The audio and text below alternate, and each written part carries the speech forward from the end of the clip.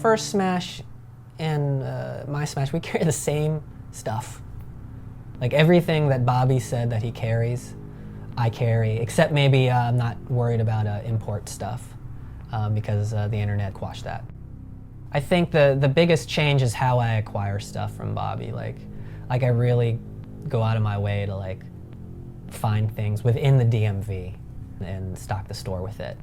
I should note that the clientele has changed. The present day clientele is different than it was in 1984 or 1994 and 2004 in that it's mostly just people that live in DC. And you know what that means? It means people that have gentrified DC.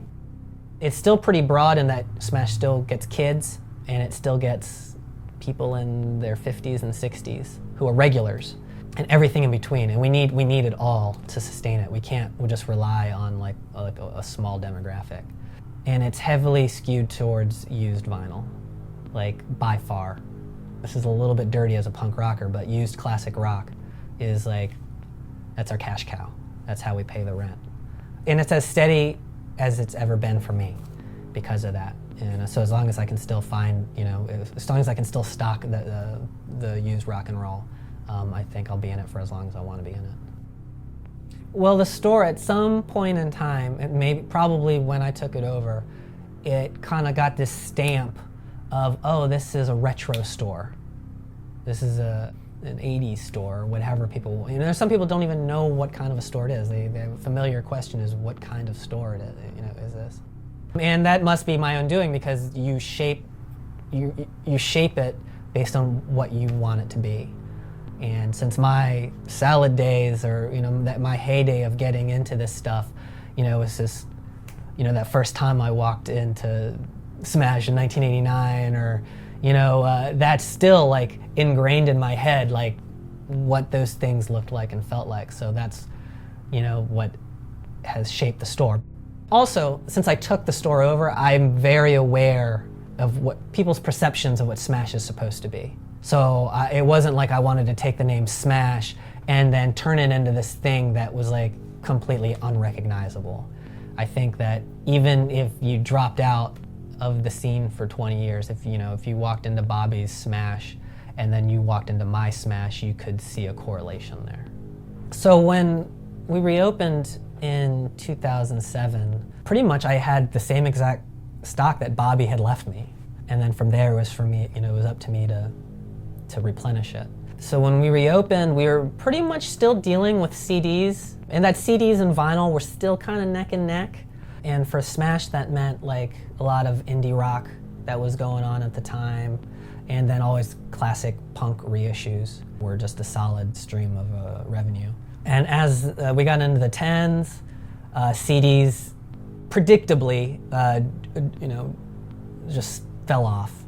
But very, very fortunately, used vinyl made up for it. So when I took over the store, and if the whole idea was for me to find rock and roll things, and I knew that vinyl was a big part of that, I was just fortunate that it ended up being more popular because I had no idea that there would be such a resurgence.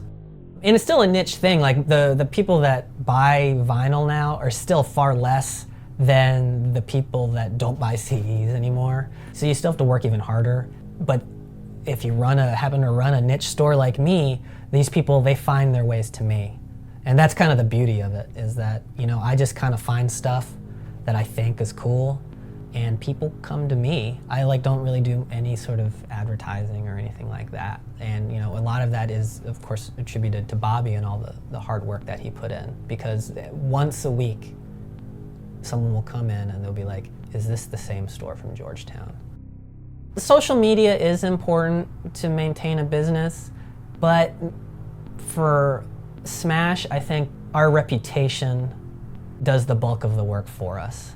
I have other friends that have other record stores that they tell me they have to send out social media posts to move certain things. And we participate in that, but it's not like a do or die thing for us.